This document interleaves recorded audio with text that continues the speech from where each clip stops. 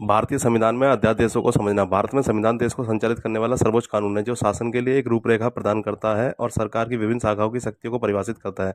संविधान में उल्लिखित शासन का एक महत्वपूर्ण पहलू अध्यादेश जारी करना है। अध्यादेश क्या है? अध्यादेश एक कानून या विनियमन है जो भारत के राष्ट्रपति या किसी राज्य के राज्यपाल द्वारा राष्ट्रपति की ओर से जारी किया जाता है। जब संसद या राज्य विधानमंडल सत्र नहीं चल रहा है होता है, अनिवार्य रूप से एक अध्यादेश अत्यावश्यक मामलों को संबोधित करने के लिए अधिनियमित अस्थायी कानून के रूप में कार्य करता है जो संसद या विधानमंडल के दोबारा बुलाने तक इंतजार नहीं कर सकता है।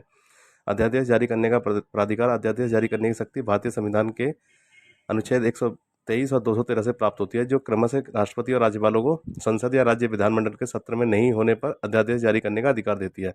हालांकि इन अध्यादेशों को स्थायी कानून बनाने के लिए एक निश्चित अवधि के भीतर संसद या राज्य विधानमंडल द्वारा अनुमोदित किया जाना चाहिए। अध्यादेश जारी करने की शर्तें। हालांकि राष्ट्रपति या राज्यपाल के पास अध्यादेश जारी करने का अधिकार है, लेकिन कुछ शर्तें हैं जिन्हें पूरा किया जाना चाहिए। तत्काल आवश्यकता।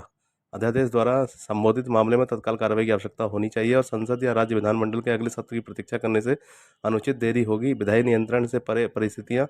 अध्यादेश जारी करने के लिए प्रेरित करने वाली परिस्थितियां विधायी निकाय के नियंत्रण से परे होनी चाहिए और उन पर तत्काल कार्रवाई की आवश्यकता होती है। संवैधानिक सिद्धांतों का अनुपालन। अध्यादेश को भारतीय संविधान में निर्धारित सिद्धांतों और प्रावधानों का पालन करना चाहिए।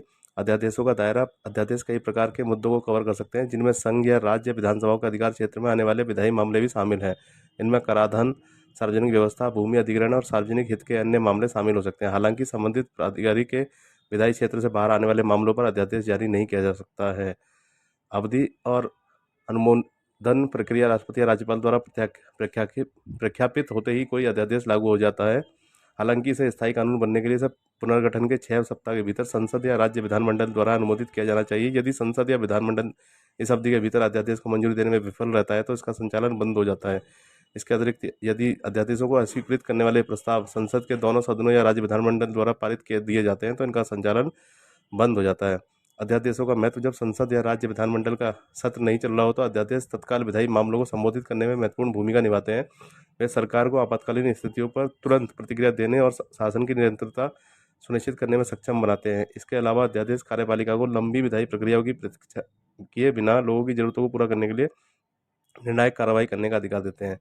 आलोचना और विवाद। जबकि अध्यादेश भारतीय कानून प्रणाली में एक महत्वपूर्ण उद्देश्य की पूर्ति करते हैं, वे आलोचना और विवादों का भी विषय रहे हैं। कुछ आलोचकों का तर्क है कि अध्यादेश विधायी प्रक्रिया को दरकिनार करके और कार्यपालिका के हाथों में शक्ति केंद्रित करके संसदीय लोकतंत्र के सिद्धांत को कमजोर करते हैं। इसके अतिरिक्त ऐसे भी उदाहरण हैं जहां वास्तविक तात्कालिकता के बजाय राजनीतिक लाभ के लिए अध्यादेश जारी किए गए जिससे सत्ता के दुरुपयोग के आरोप लगे। भारत में अध्यादेशों पर सुप्रीम कोर्ट के ऐतिहासिक मामले 1970 के RC कपूर बनाम भारत संघ मामले में एक बड़े मुद्दे ने अदालतों को हिलाकर रख दिया। सरकार ने 1969 में बैंकिंग कंपनी उपक्रमों का अधिग्रहण और हस्तांतरण अध्यादेश पारित किया। इस अध्यादेश ने भारत में 14 प्रमुख बैंकों को सरकारी स्वामित्व वाला बैंक बना दिया। सुप्रीम कोर्ट ने निर्णय लिया कि अध्यादेश का उपयोग करने के राष्ट्रपति के निर्णयों की जांच अदालतों द्वारा की जा सकती है। उन्होंने यह भी कहा कि एक अध्यादेश को संसद द्वारा पारित नियमित कानून के समान नियमों का पालन करना होगा। यह संविधान के किसी भी अधिकार या नियम के खिलाफ नहीं जा सकता। 1982 में AK रॉय बनाम भारत संघ मामले पर आगे बढ़ते हुए इस बार यह 1980 के राष्ट्रीय सुरक्षा अध्यादेश के बारे में था। इस कानून ने सरकार को लोगों को बिना मुकदमों के 1 साल तक जेल में रखने की अनुमति दी थी।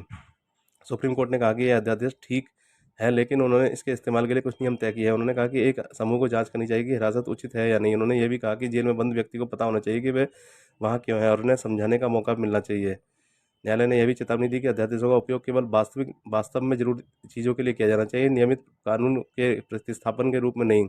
1987 के DC भादवा बनाम बिहार राज्य मामलों में 1967 से 1981 तक बिहार के राज्यपाल द्वारा कई अध्यादेश बनाए गए थे। कुछ को राज्य विधानमंडल द्वारा जांचे बिना कई बार दोहराया गया। सुप्रीम कोर्ट ने कहा कि ये अध्यादेश सही नहीं है और संविधान के खिलाफ है। उन्होंने कहा कि एक ही तरह के अध्यादेश जारी रखना सिस्टम के साथ धोखा है। उन्होंने यह भी कहा कि यदि विधायिका दोबारा शुरू करने के 6 सप्ताह के भीतर इससे सहमत नहीं होती है तो कोई अध्यादेश समाप्त हो जाता है और आप इसे फिर से शुरू नहीं कर सकते हैं। आखिरकार 2017 में कृष्ण कुमार सिंह मामले में सुप्रीम कोर्ट ने देखा कि अध्यादेशों का उपयोग कैसे किया जाता है। उन्होंने कहा कि सरकार बिना उचित कारण के किसी अध्यादेश का इस्तेमाल करने का निर्णय नहीं ले सकती। उन्होंने यह भी कहा कि बार बार अध्यादेश लाना संविधान को धोखा देने और लोकतंत्र के खिलाफ जाने जैसा है।